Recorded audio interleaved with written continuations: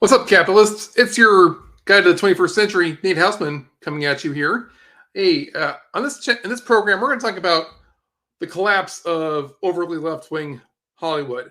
I talk a lot. I talk about a lot of different things on this channel. I talk about tech. I talk about the economy. I talk about business.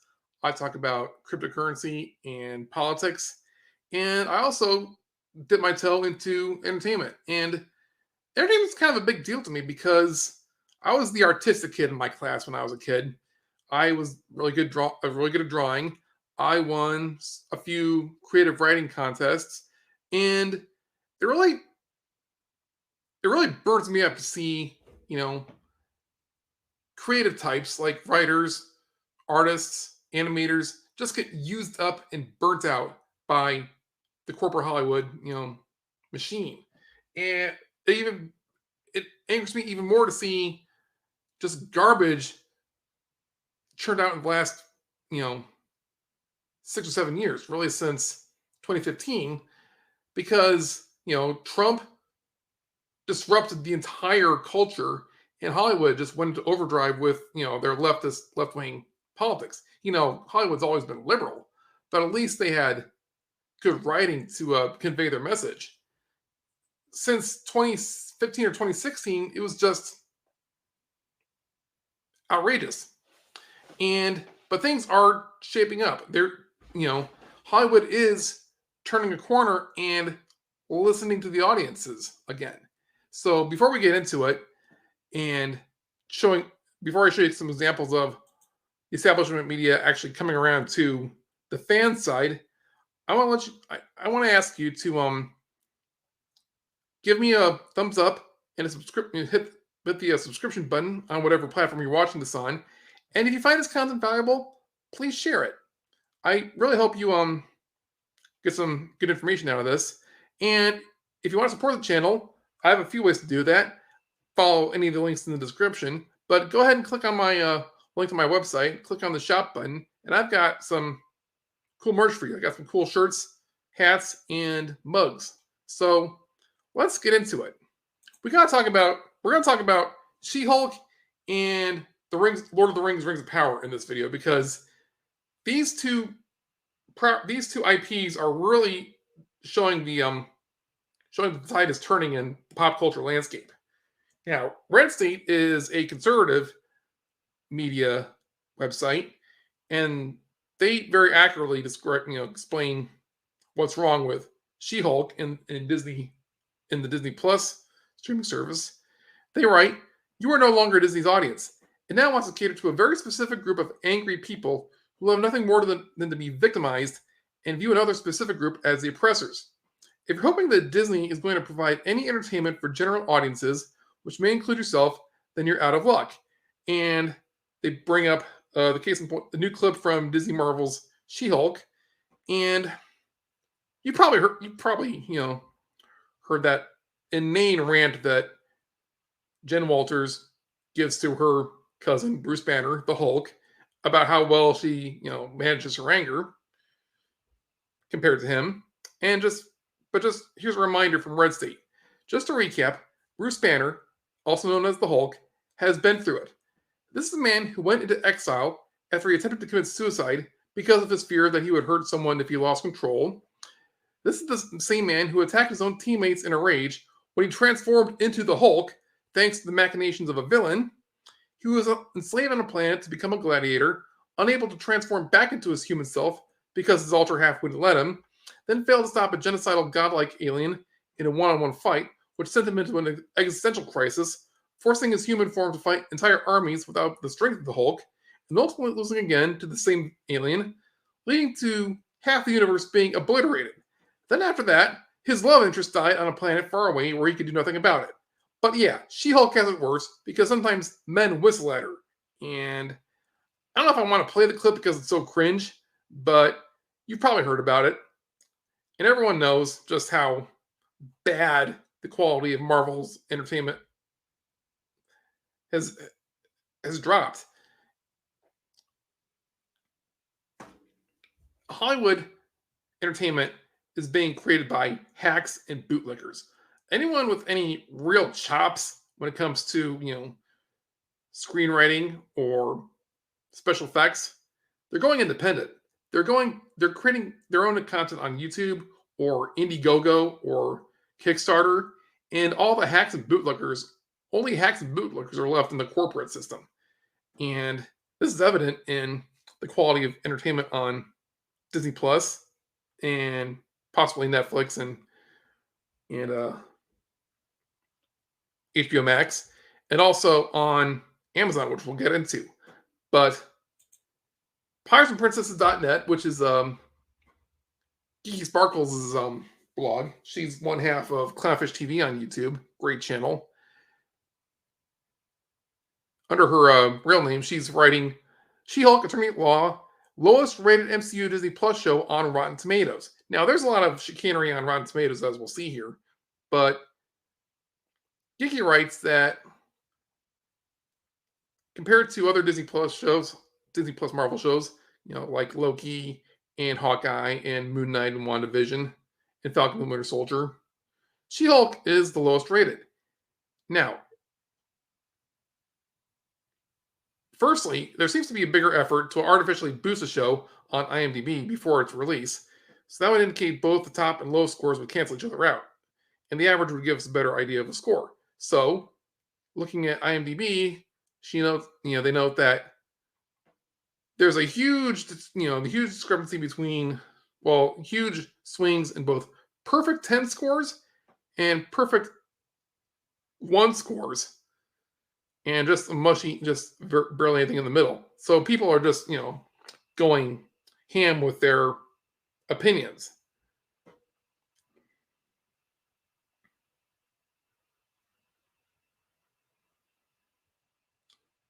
But as we're going to see in all the meme collections on She-Hulk, people really don't care for the show.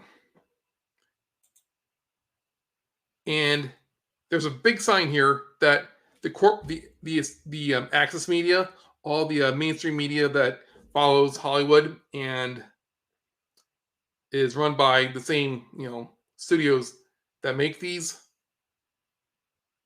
programs, they're getting with the program and really siding with the fans.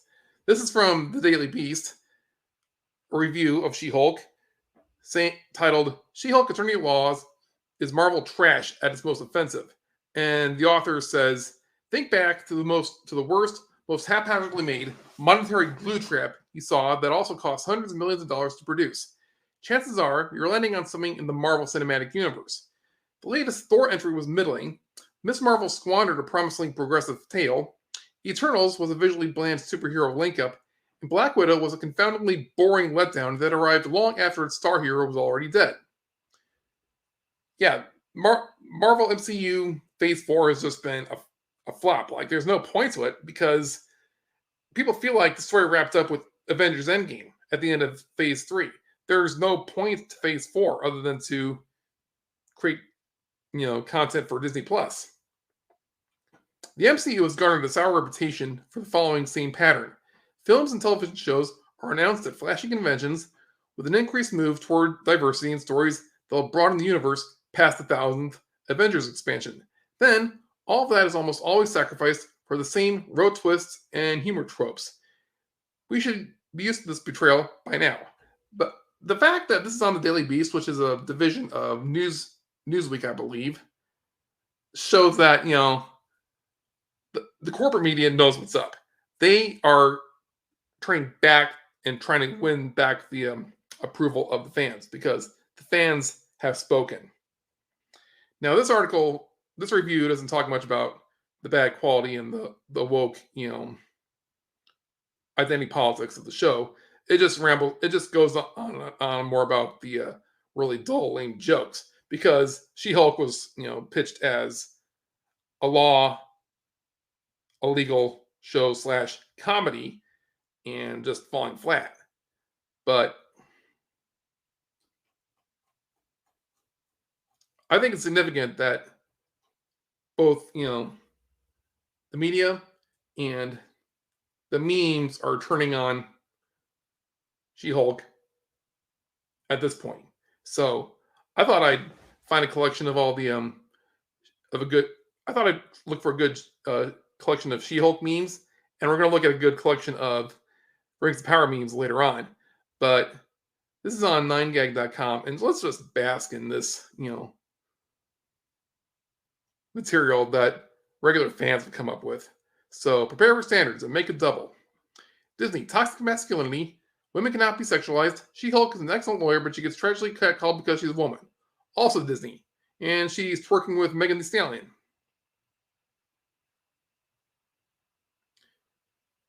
I think the internet was harsh about the She-Hulk series. You can't judge the show by just one episode.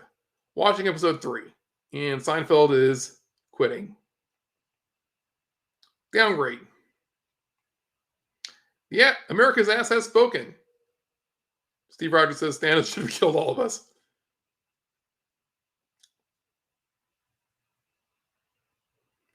Sad Bear says, I want to give a chance to She-Hulk. I don't know what to think now that I saw her doing a fucking twerk. And this is just, some of these are blocked out because of sensitive content. This meme apparently thinks it's okay. Trying my hardest to enjoy She-Hulk despite anti-woke critics. Me. Uncanny Valley. Yeah, people have a problem with the CGI.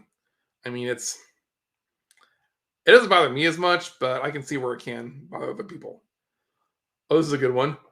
Hulk can stop a huge Chitauri Leviathan, but not a normal Jeep driven by She-Hulk. Yeah, in the first episode, he wouldn't. He like totally pussyfooted around it. And just goes to show you the worm is turning. Now, let's talk about Rings of Power because that's open. That's releasing today, September 2nd. I'm recording this very late on Thursday night. Lord of the Rings of Power review roundup, a rich and astounding spectacle with potential, is what Variety says. Now, Variety, as explained by Midnight's Edge, is the elite is the corporate media for the corporate media of Hollywood, and it's kind of cherry picking some of the reviews. And we'll kind of look at Variety's review of Rings of Power, but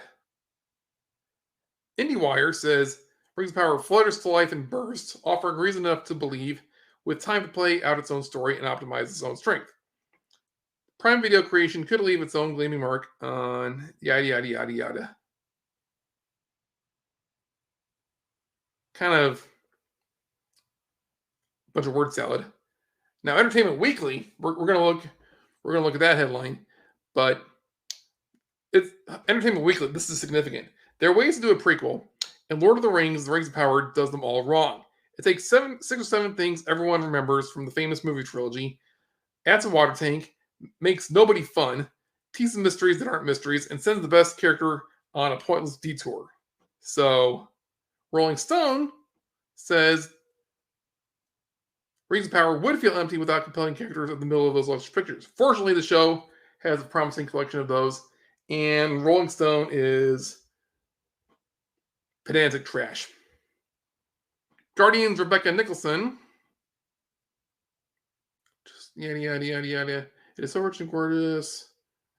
TV made for big screens, although surely doesn't be watched on smaller ones. That's a favorable review. Vulture says the whole kit and caboodle is so simply too big to be a failure. The story is expansive enough to fill up the show's yada yada. Hollywood Reporter works for publicity is favorable. And you can tell that some of the Variety kind of like threw in the Entertainment Weekly review for levity, but mostly cherry picked a lot of positive reviews. But I was watching Midnight's Edge, analysis of the Variety review, and the host Andre said, there is some hedging of bets here in this Variety review because there does seem to be, some caveats. And I'm not going to read the whole thing, but I think some of the favorable reviews understand that there's going to be a lot of backlash to this, and there hasn't so much backlash. You know, more dedicated channels than me, such as Nerdrotic and Geeks Gamers, they have very thoroughly recorded all the fan reaction to this Rings of Power series. You know, all the downvotes of the YouTube trailers, the ratioing, the downvotes compared to the upvotes, all the memes that have been made of the Rings of Power trailers, all the critical comments and jokes made at the trailer's expense. I've watched a few of these trailers, and the acting is horrible. It's cool to look at. The scenes are cool to look at, but the acting is ham-fisted. The dialogue is nothing that Tolkien himself would have come up with. It's like it's abomination. It totally violates the lore that j.r.r. Tolkien kind of created in his Lord of the Rings appendices, and it just totally it just totally abolishes and disrespects the source material. And that's what Tolkien fans would have promoted this show if it respected the source material. The Jackson trilogy respected the source material. The only changes made in those movies the only reason changes were made to those movies was to fit into a 2-hour runtime in the theater. But the changes made to the lore in as multi-season TV series, there's no reason for that other than you want to disrespect and distort what the creator intended. So I showed you some positive reviews, but some really big name outlets are trashing this series. CNN says Lord of the Rings delivers spectacle, but lacks the dramatic power to rule them all. Time magazine says Rings of Power is filled with beautiful images and tired archetypes. Entertainment Weekly, I mentioned that one already. Amazon's prequel is kind of a catastrophe. And BBC.com says Rings of Power is a visually staggering, flawed epic. And these outlets are really, realizing that they need to get on the audience's good side now.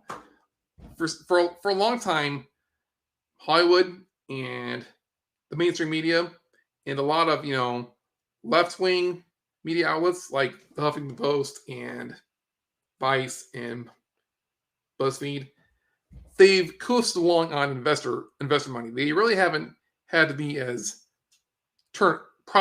revenue and profit driven as a traditional company would be. But now that the stock market is crashing because the bubble has burst, a lot of these companies need to turn a profit again. They need to actually bring in customers and bring in revenue. They have to call themselves out of the red ink. So now they have to really follow the bottom line and actually serve the audiences again. And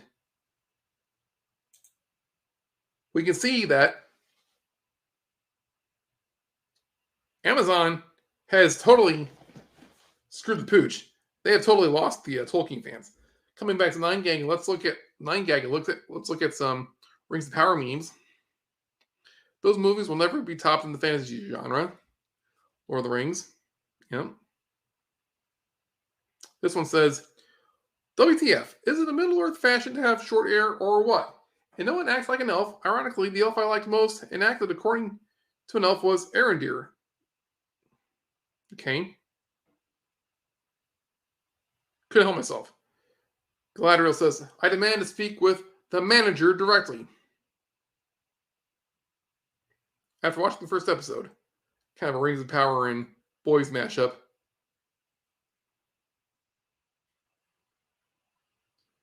The Rings of Power in a nutshell. Everyone in blackface. Lord of the Rings. Rings of Power has no power here. This show stinks worse than our feet. So, Lord of the Rings is equivalent to Whistler's Mother. Rings of Power is equivalent to a parody sketch. Oh, I got to turn this on.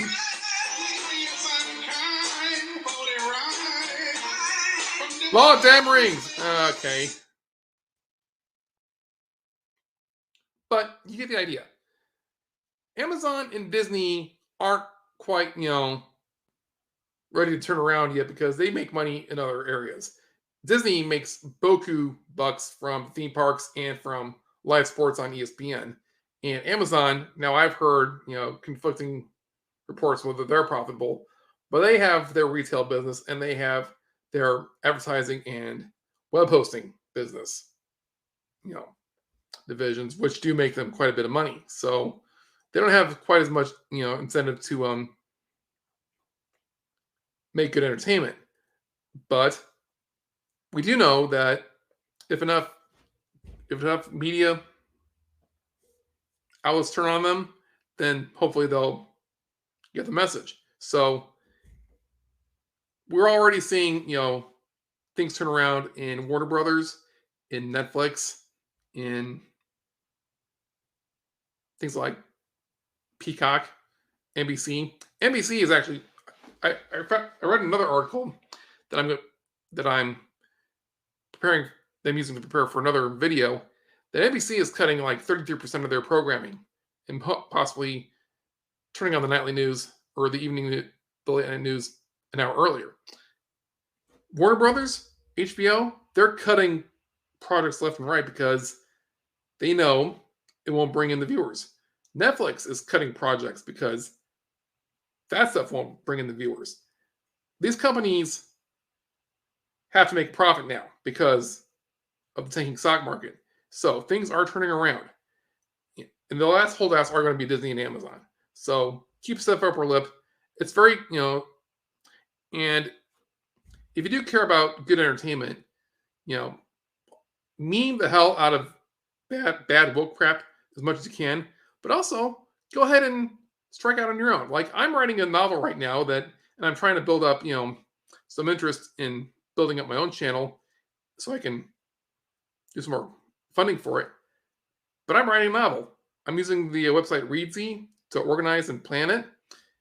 You've got Young Ripa, who's knocking out of the park with his comic line. You've got, Rage Golden Eagle with his Blade Devil book. You got Clownfish TV with their Crimson Wren that's coming out soon. Now is the time for independents to really take over and make their own entertainment. And this is the best. Things really are turning around. So I will let you go. I hope you find this content valuable. I'm Ian Houseman, letting you know that it's okay to stand up for yourself. Have a good one.